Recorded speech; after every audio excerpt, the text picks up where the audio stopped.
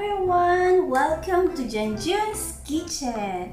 So for today's recipe guys, I will be making poached eggs.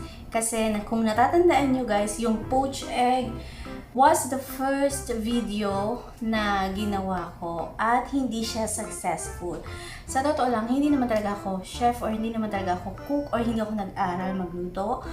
So, pero mahilig ako magluto. Yun. At masarap ako magluto, of course. Alam nga naman. Syempre.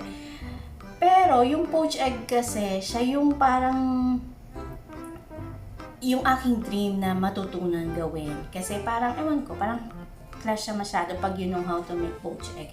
So, nag-aral ako. Inaral ko kung paano. Ang dami kong pinanood ng mga videos about how to make poached egg. So ngayon, araw na to, gagawa ako ng poached egg after several research na ginawa ko.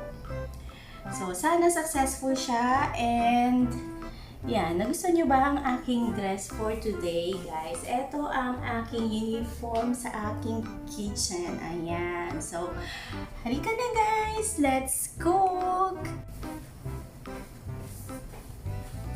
Ayan. So, sa paggawa ng poached eggs, guys, yung bago kong natutunan, magpapakulo muna ako ng water.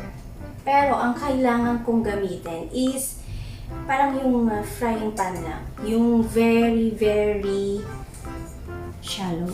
Yan. Hindi siya yung parang kaserola or something na malalim. So, ito yung gagamitin natin. Guys, test and trial lang to. Titingnan lang natin kung mag-work siya. So, ayan. Nilagyan ko na ng water ang ating pan. So, napanood ko ang sabi, pakukuluan mo lang siya. Hintayin mo lang siyang kumulo. So, pakuluin lang natin muna siya. Okay? Tapos, ire-ready ko na ang aking egg.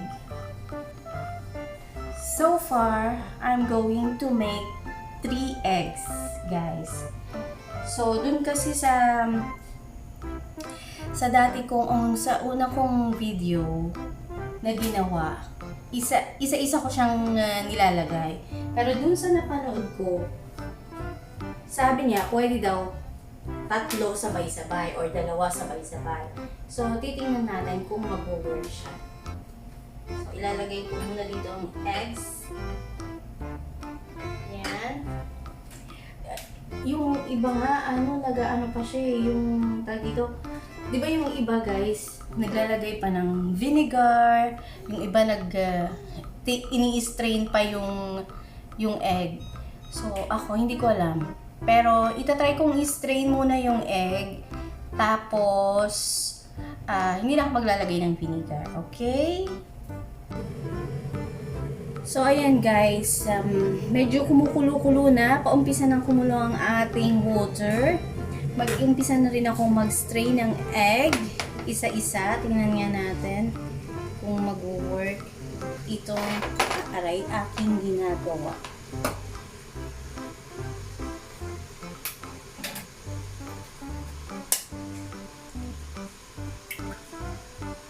Kasi, pag in-strain mo daw guys, yun daw natatanggal yung kung ano-anong impurities ng egg. Yung parang magulo dyan sa eggs. Yan daw yun. Tapos, ilalagay natin siya ng 2.5 minutes. Ayan.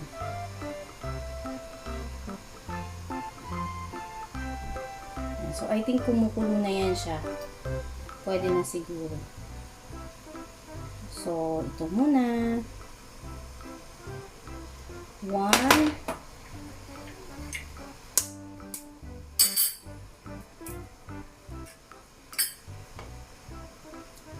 Tapos, hayaan lang natin siyang lagay natin siya sa medium low fire lang guys. Medium lang. Yung parang ganyan lang. Nakikita nyo lang nagbabubbles siya. So, ito na yung pangalawa. Naku, dumikit. Ayan. At lalagay na natin yung pangatlo.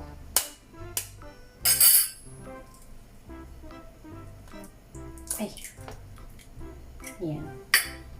So, let's see. Parang effective siya, guys.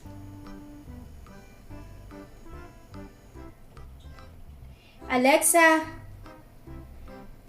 put alarm for 2.5 minutes. 2 minutes and 30 seconds. Ayan. So, medyo nauna lang ng konti yun.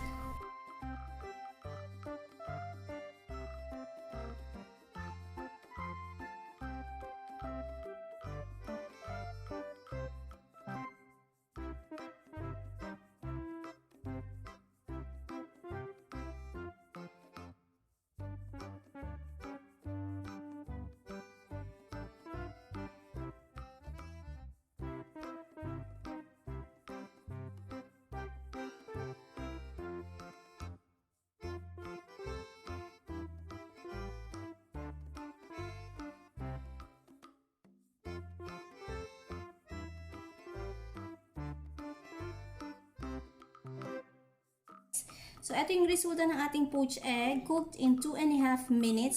Perfect ang ating poached egg. Ayan, ha? So, ilalagay na natin for plating. So, ito yung unang egg. Ayan. Ayan yung pangalawa. At this is the third one. Ayan ang ating poached egg, guys. Sa wakas, na perfect din natin ang ating poached. Lagyan natin siya ng olive oil. Yan. Pepper. At lalagyan ko ng konting mixture ng cayenne pepper. Sarap niyan, guys. Oh my God.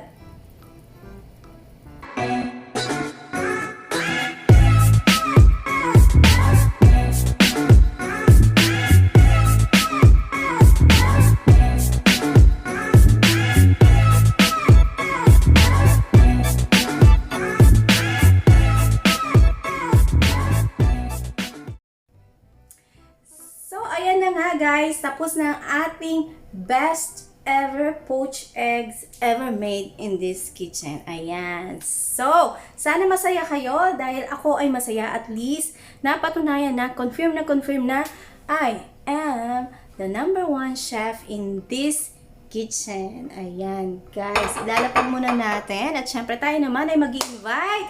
Thank you guys for watching Janjoun'S Kitchen. And also, if you are new to this channel, please hit like and don't forget to subscribe to my channel and click the notification bell for my new uploads. Thank you guys for watching!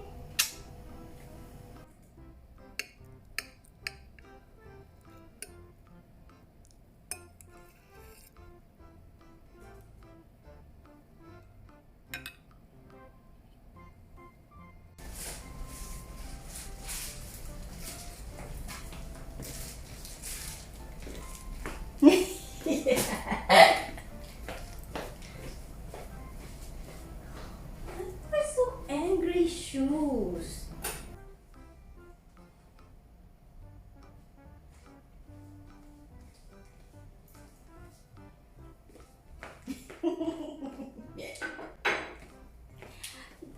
Don't interfere, Ma!